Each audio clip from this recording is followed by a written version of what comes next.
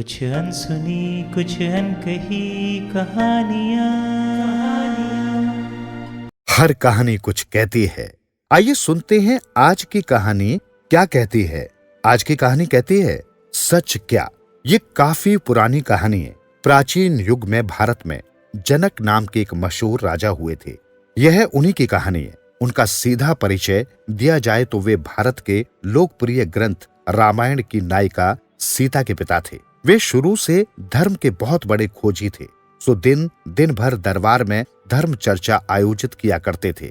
एक रात उन्होंने बड़ा ही विचित्र सपना देखा।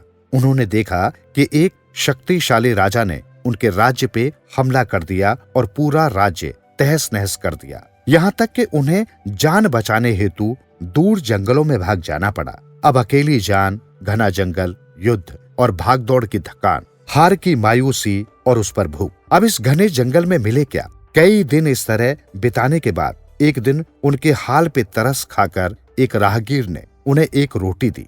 अभी वे पेड़ के नीचे बैठकर रोटी खाने को ही थे कि एक विशाल कौआ झपटा मार रोटी ले उड़ा। ये देख जनक चीख पड़े और चीखते ही उनकी नींद उड़ गई। नींद उड़ते ही उन्होंने अपने को अपने ही राजमहल के बिस्तर पर पसीने से लथपथ पाया। ये देख जनक विचार शून्य हो गए। चूंकि वे धार्मिक चिंतन के व्यक्ति थे, सो उनकी सोच की सुई यहाँ अटक गई कि सपना देख रहा था तब मैं पड़ा तो अपने बिस्तर पर ही था, लेकिन मन पूरी तरह जंगलों में भटक गया था। दौड़ा भागी हुई थी, कौआ रोटी ले उड़ा था, मैं चीखा भी था और पसीने से लथपथ भी हुआ। सवाल यह है कि उस समय पूरा सत्य क्या था।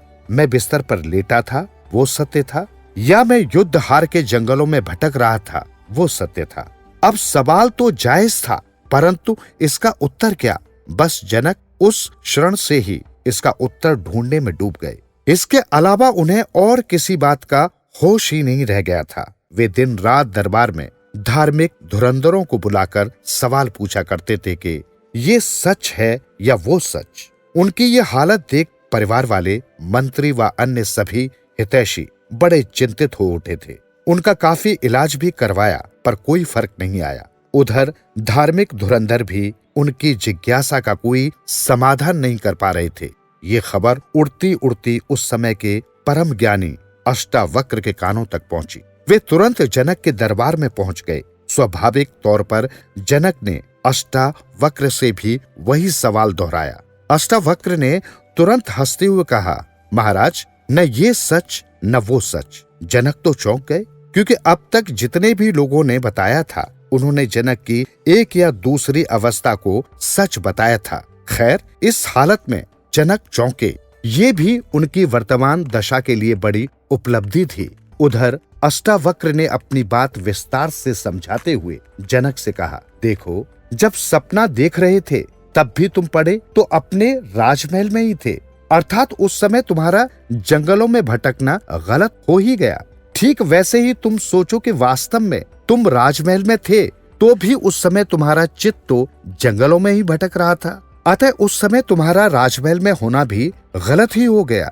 जनक को बात तो समझ में आ गई, लेकिन फिर भी उनकी जिज्ञासा ने एक नई उड़ान पकड़ी। उन्होंने अष्टावक्र से हाथों हाथ पूछा, तो फिर सच क्या है।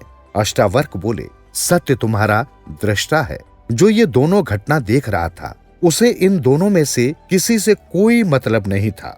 जनक की तो ये सुनते ही आंख खुल गई। उन्हें तो जैसे जीवन की दिशा ही मिल गई।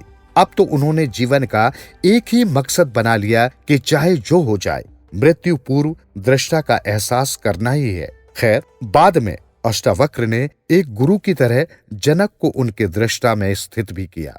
ये बातचीत अष्टावक्र गीता के नाम से बहुत मशहूर भी है। इस कहानी का सार बस यही है, बस हमें भी मानसिक ऊंचाइयां छूने हेतु जनक की तरह जिज्ञासु होना ही पड़ेगा। पूरा न सही, परंतु धीरे धीरे अपने दृष्टा होने का एहसास जगाना ही पड़ेगा। ये समझना ही पड़ेगा कि दुख सुख, ऊंच नीच, साजो सामान, रिश्तेदार, दोस्त और दुश्मन ही नहीं, हमारे अपने भावों के उतार चढ़ाव भी हमारे लिए अन्य ही हैं।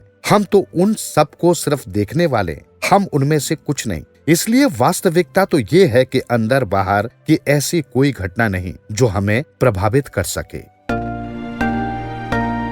सुनते रहो दिल से यूं ही कहानियाँ।